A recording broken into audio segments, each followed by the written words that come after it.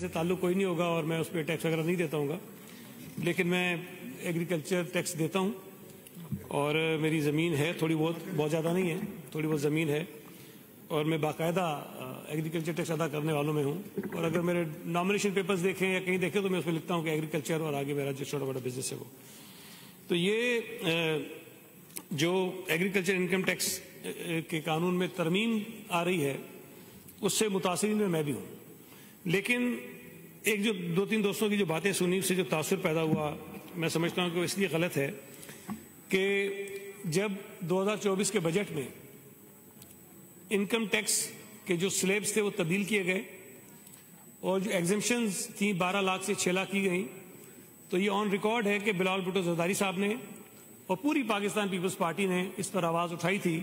کہ یہ غلط ہے، یہ زیادتی ہے. اور حقیقتاً یہ زیادتی اس وقت ہوئی اور لوگ آج بھی بھگت رہے ہیں اس کو، کہ جو تنخواہ لینے والے لوگ ہیں ان کے اوپر بوجھ بڑھا. اور بلکہ میں اگر آپ غور کریں تو آپ کی جو اپنی تنخواہ آتی ہے، مجھے 1,45,000 تنخواہ ملی تھی جون 2024 کی، آپ کی بھی اتنی ہوگی تقریباً. اور جولائی میں جب انکم ٹیکس قوانین میں تبدیلی ہو گئی تو ہماری تنخواہ 1,35,750 ہو گئی. تنخواہوں میں تھوڑا بہت اضافہ ہوا ہوگا، لیکن جو ریسیو ہونی تھی تنخواہ، جو ہمیں مل رہی ہے تنخواہ،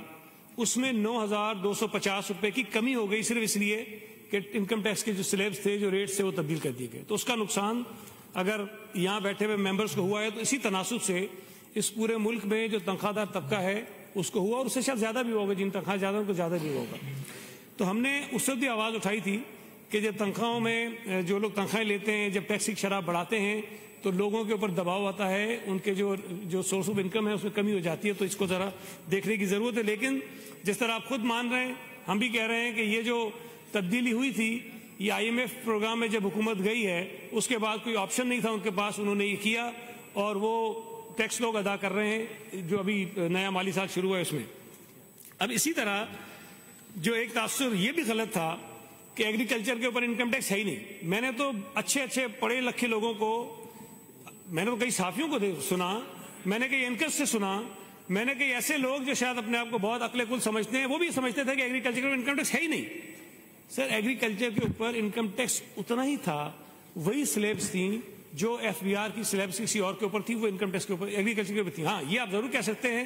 کہ اس کی کلیکشن کا جو نظام ہے وہ اچھا نہیں تھا، جتنا کلیکشن ہونا چاہیے تھا اتنا نہیں ہو رہا تھا، لیکن اس کو بہتر کر سکتے تھے، وہ نظام بہتر ہو سکتا تھا.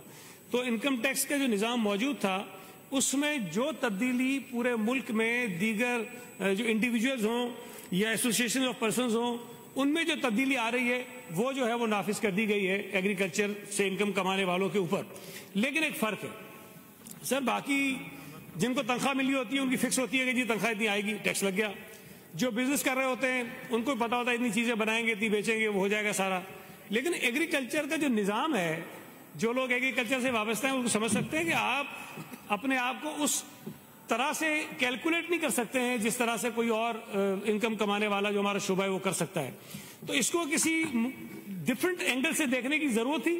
لیکن بدقسمتی سے جب IMF کے ساتھ یہ معاہدہ ہوا تو اس کو انہوں نے کنسیڈر نہیں کیا اور یہ کمٹمنٹ کر دی کہ تمام صوبے بھی جو ہیں اسی شرح سے ایگریکلچر کو بھی ٹیکس لگائیں گے جس شرح سے دیگر شعبوں کے اوپر لگایا گیا ہے. یہ ہے سخت فیصلہ اور اس سے یقیناً بہت زیادہ بوجھ آئے گا. جب میں نے کیلکولیٹ کیا کہ میں اپنی گزشتہ سال کی انکم پر جتنا میں نے ٹیکس دیا ہے اس کے اوپر جو اگلے سال پہ مجھے ٹیکس لگنے جا رہا ہے، اس سے تو سچی بات ہے میں خود ہل گیا ہوں کہ یہ ہوگا کیا ہمارے ساتھ. لیکن اس کا جو نقصان کا اندیشہ ہے، اللہ کرے یہ نہ ہو، لیکن اندیشہ یہ کہ شاید جو ہماری جو پروڈکشن ہے اس کے اوپر کہیں اس کا فرق نہ پڑ جائے. اور اگر پروڈکشن کے اوپر اس کا فرق پڑتا ہے تو اوورآل پورے ملک کے اوپر تمام جو لوگ جو اس سے وابستہ ہیں یا نہیں ہیں ان سب کے اوپر اس کا امپیکٹ آئے گا. اب یہ IMF کی کنڈیشن ہے، اس پر کر رہے ہیں، لیکن ہم امید کرتے ہیں کہ وفاقی حکومت نہ صرف ایگریکلچر میں بلکہ تنخواہ دار طبقہ ہو یا کوئی اور بزنس مین ہو، ان کے اوپر جو انکم ٹیکس کی شرح لگائی گئی ہے اس میں وہ خاطر خواہ کمی لائیں گے، کیونکہ ہماری اکنامی رفتہ رفتہ تھوڑی بہتری کی طرف جا رہی ہے اور ہمیں امید ہے کہ اس میں کافی چیزیں جو ہے وہ ٹھیک ہو جائیں گی. تو یہاں جو یہ بتا رہے ہیں کہ جی ہم اس کو پتہ نہیں کس طرح سے ہم قبول کر رہے ہیں، ایسا نہیں ہے. دیکھیں، انکم ٹیکس کی جب شرح بڑھائی گئی تھی वफाकी हुकूमत ने जब बढ़ाई उस वक्त वहाँ बहुत सारे बिजनेसमैन भी बैठे थे और उनके ऊपर भी इसको काफ़ी बोझ पड़ा। लेकिन जब उन्होंने देखा कि जी मुल्क के ऊपर ये क्राइसिस है, मुल्क के ऊपर दबाव है, हम डिफ़ॉल्ट की तरफ जा रहे हैं, तो उन मुश्किलात से निकलने के लिए शायद उन्होंने ना चाहते हुए भी इसको तफसील एडमिट कर लिया, एक्सेप्ट कर लिया। और हम भी शायद ये समझते हैं कि ये एक बड़ा सख्त फैसला है, लेकिन चूंकि ऑप्शन हमारे पास कोई नहीं है, हमें इसको करना है। और करने के बाद कोशिश हम ये करेंगे कि हमारी जो टैक्स कलेक्शन है वो भी इम्प्रूव हो,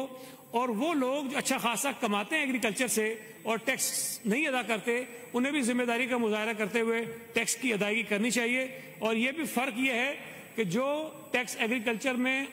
कलेक्शन जिसकी होगी वो सूबाई हुकूमत करेगी, SRB के थ्रू उसकी कलेक्शन होगी, और ये पैसा सारे का सारा एग्रीकल्चर के शोबे के ऊपर लगना है। तो इसका फ़ायदा भी फिर अल्टीमेटली जाके हारियों को, काश्तकारों को, ज़मींदारों को होना है। तो ये एक मुश्किल फैसला है, लेकिन बहरहाल करना भी ज़रूरी है। और उम्मीद ये करते हैं कि आइंदा जो बजट आएगा उसमें ना सिर्फ ये कि इसमें कमी होगी, बल्कि जो तनख्वाहदार तबके के ऊपर टैक्स है उसमें भी कमी होगी, जो आम बिजनेसमैन के ऊपर टैक्स है उसके ऊपर भी कमी होगी। बहुत शुक्रिया।